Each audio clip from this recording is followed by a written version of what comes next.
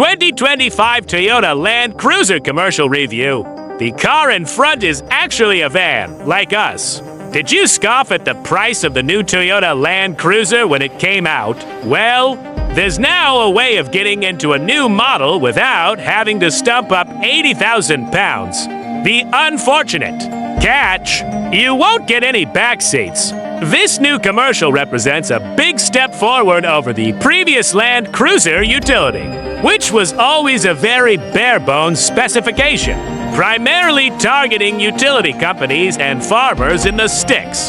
Though this new van isn't quite as salubrious as the standard car, it's undoubtedly a pleasure, but no less capable version of this workhorse. Pros: impressively tough off-road, much improved interior, big load space. Cons: not the most well-mannered. On-road, unsettled ride. What's new? Toyota in the UK orders a batch of Land Cruiser J to 5 OS and specifies them without rear seats from the factory in Japan, before kitting them out with the van conversion at its plant in Burniston, just outside Derby. Burniston is best known for producing the Corolla, but has taken on more roles in recent years, such as refurbishing thousands of used Toyota and Lexus cars every year for resale.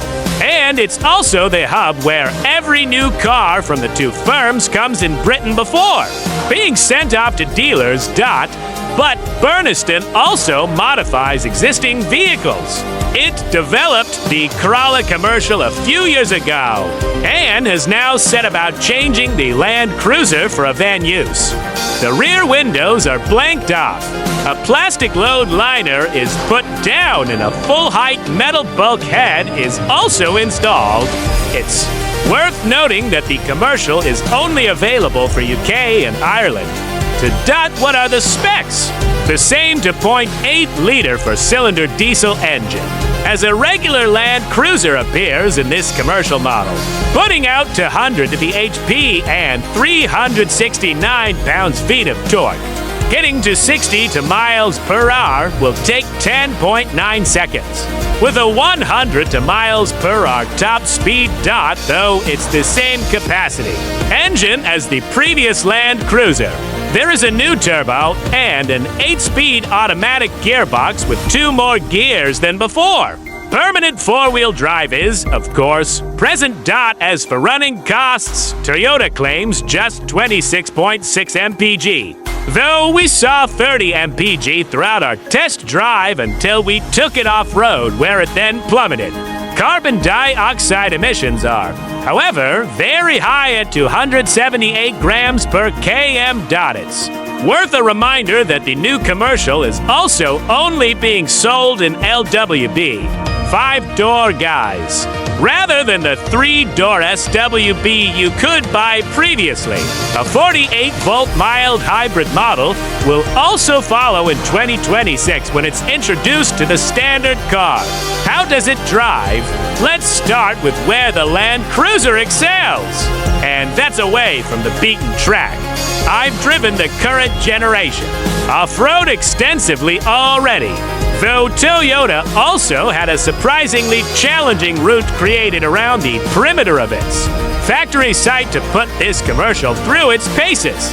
The first time I do the course, I have it in 4L, but for the next laps, it's left purely in its auto settings without even struggling. A rock crawl mode also works in tandem with the drive mode dial to control the speed, and serves as a highly effective off-road cruise control.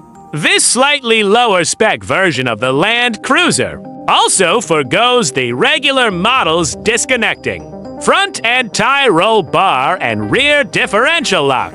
Though even without this, you'd do well to ever get it stuck. It's back on tarmac where it begins to feel out of its depth compared to a Land Rover, Discovery Commercial, or Defender, though.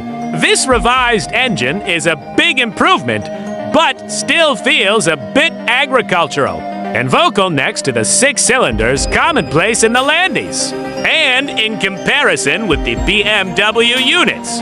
Found in the Ineos Grenadier, the only place the Ineos is at an advantage, I hasten to add. Performance isn't quite so off the pace as the figures would have you believe. But it's not something you'll hurry along. Hydraulic power steering has thankfully been binned for this new generation of Land Cruiser. And though the steering is slow, it's fine once you get used to it. And there's a decent amount of grip even if you are driving it faster.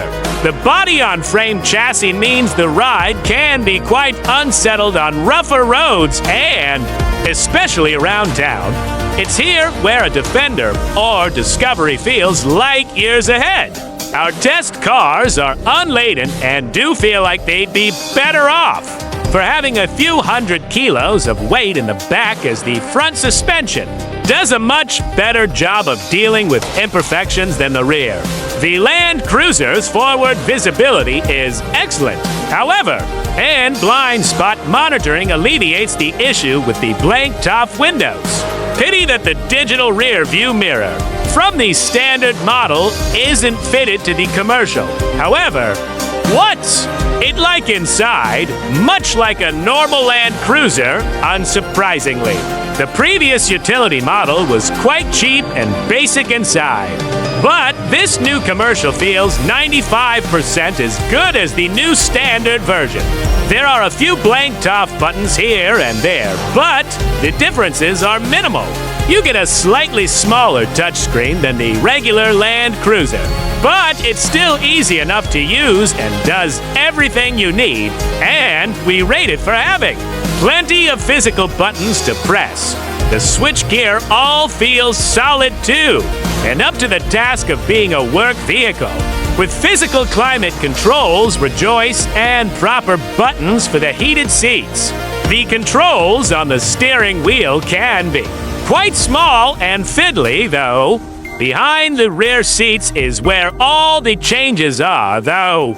The Land Cruiser comes from the factory with a fully carpeted rear floor, which is then covered in a rubber lining and a full metal bulkhead installed.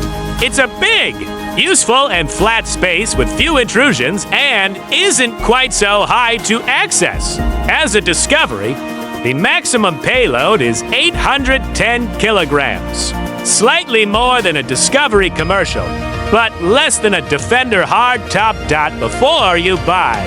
The Land Cruiser commercial is an interesting proposition, not only because of the cost saving over the standard car model, but also because of its availability. It's incredibly hard to get a factory-ordered standard Land Cruiser, and many are selling used for more than its £78,000 list price, available in a single trim level. The commercial therefore seems a bit of a bargain at £51,729 excluding that, or just over £60,000 with it included. Though you do trade a few extras you get on an Invincible model over the standard car, such as getting 18-inch alloys instead of the normal 20s, losing its roof no bars, having no head-up display, and no JBL sound system. Neither of those things should be make or break. The standard kit in general is also still excellent, including heated and ventilated front seats, an electric boot, and adaptive cruise control. Though an Ineos Grenadier commercial starts from a similar price, the spec on offer is poor in comparison, and its road manners are also dire. But you'd be foolish not to consider a Defender hardtop or Discovery commercial, both starting from circa £53,000 excluding that. Verdict: no matter which way you look, the Land Cruiser commercial represents a big step forward over the previous utility model. Toyota has added some much-needed creature comforts and extra refinement without taking away the capability or hard-working nature. Its driving manners are still a bit rough around the edges. compared to the latest Land Rovers, but at least reliability should not be an issue. And Toyota's warranty lasting up to 10 years or 100,000 miles is a real selling point. If you can forgo a pair of rear seats and simply want a big and useful for four, which happens to be a van. It's also worth a look at the commercial for its savings and to avoid the waiting lists of a regular Land Cruiser.